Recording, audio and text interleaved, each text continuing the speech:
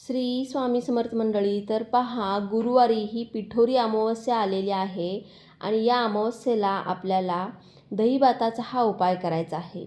हा दहीभाताचा उपाय हा खूप पॉवरफुल आणि 100% रिझल्ट देणारा उपाय आहे. श्रावण अमावस्या ही 14 सप्टेंबर गुरुवारी म्हणजे उद्या आपल्याला 14 सप्टेंबरला गुरुवारी हा उपाय करायचा आहे. हा उपाय काय करायचा आहे आणि कसा करायचा आहे हे मी आजच्या व्हिडिओमध्ये सांगणार आहेच. पण त्याआधी तुम्ही जर माझ्या चॅनलवरती नवीन असाल तर चॅनेलला नक्की सबस्क्राईब करा आणि व्हिडिओ पाहत असताना कमेंटमध्ये लिहा श्री स्वामी समर्थ आणि सबस्क्राईबच्या बाजूचं घंटी बटनसुद्धा दाबायला अजिबात विसरू नका, जेणेकरून असेच धार्मिक व्हिडिओ आपल्यापर्यंत पोहोचतील. ज्यावेळी आपल्या घरामध्ये भांडणं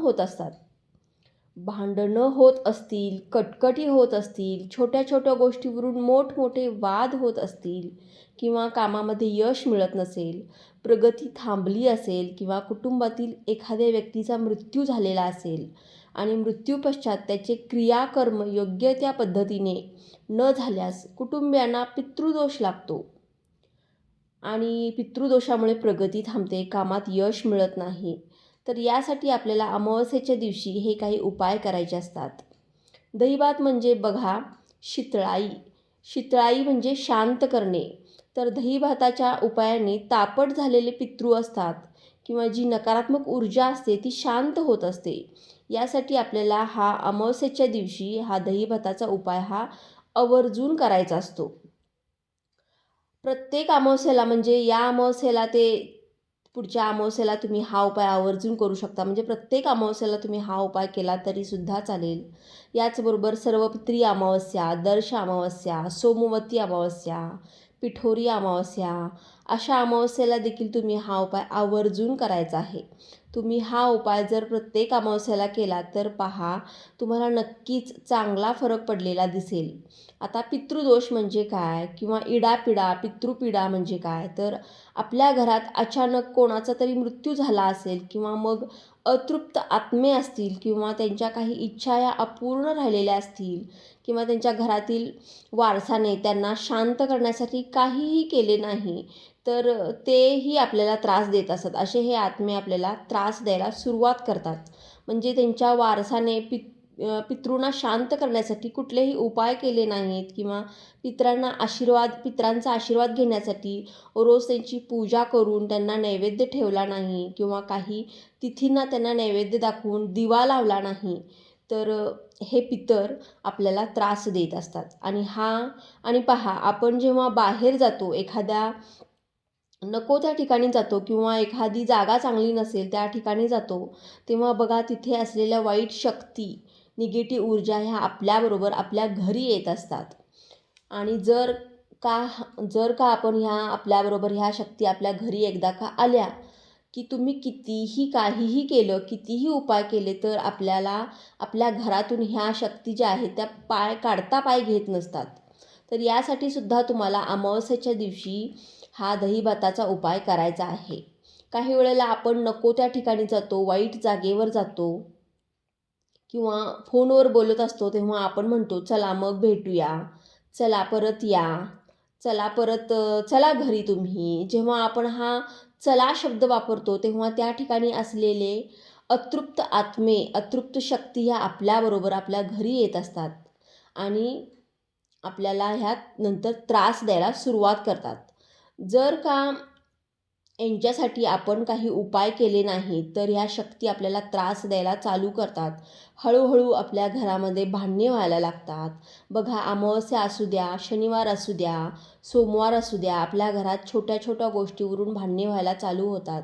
बघा, जर आपल्या घरात भांडणे होत असतील, वादविवाद होत असतील, तर हे याच कारणाने होत असतात. त्याचबरोबर एखादी व्यक्ती सारखी आजारी पडत असेल, मुलं जर तुमची सारखी चिडचिड करत असतील, काही कारण नसतं, पण बघा त्यांच्या ह्या अतृप्त शक्ती असतात, ह्या वाईट शक्तींचेच परिणाम असतात. त्यामुळे आपली मुलं जी आहेत ती सारखी चिडचिड करत असतात, किरकिर करत असतात, त्यांचं अभ्यासात लक्ष लागत नाही, शिक्षणामध्ये त्यांची प्रगती होत नाही.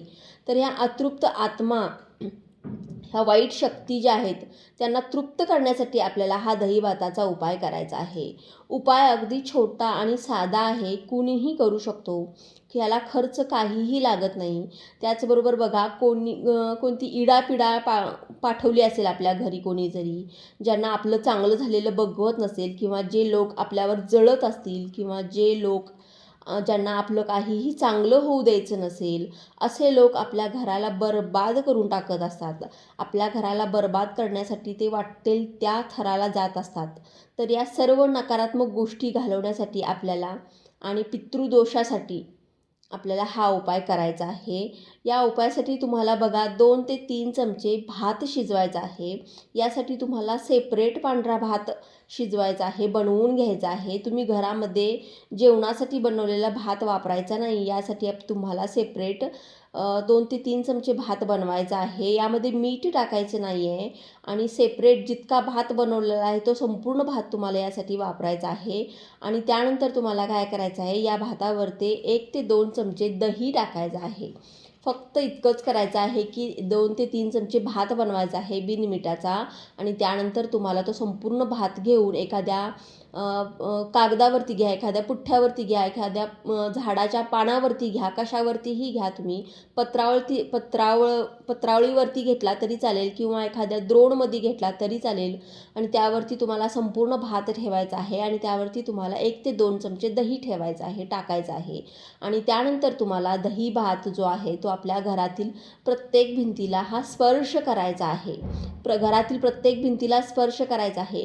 आणि जर समजा तुमच्या घरामध्ये कोणी व्यक्ती जर आजारी असेल तर त्या व्यक्तीवरून तुम्हाला 7 वेळा उतरवायचा आहे आणि आपल्या घराच्या बाहेर छतावरती नेऊन ठेवायचा आहे, जेणेकरून ते कावळे हा भात खाऊन जातील. किंवा तुमच्या घराच्या बाहेर समोर जागा असेल किंवा तुमच्या गच्चीमध्ये जागा असेल तर तिथे तुम्ही हा भात ठेवू शकता, जेणेकरून पक्षी हा दही भात खाऊन जातील. पण फक्त इतकी काळजी घ्यायची आहे की घरातील लहान मुले या दही भाताला हात लावणार नाहीत किंवा हे खाणार नाही, त्याची काळजी मात्र आपल्याला घ्यायची आहे, हे लक्ष ठेवायचं आहे.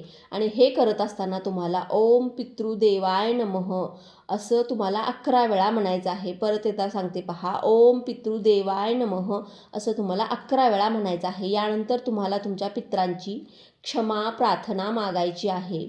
जर का आमच्याकडून एखाद्या वेळेस तुमची सेवा झाली नसेल तर त्या बदल्यात मी तुमची क्षमा मागते आणि इथून पुढे मी सर्व नित्यनेमाने तुमची सेवा करत जाईन असं म्हणून तुम्हाला त्यांची क्षमा मागायची आहे.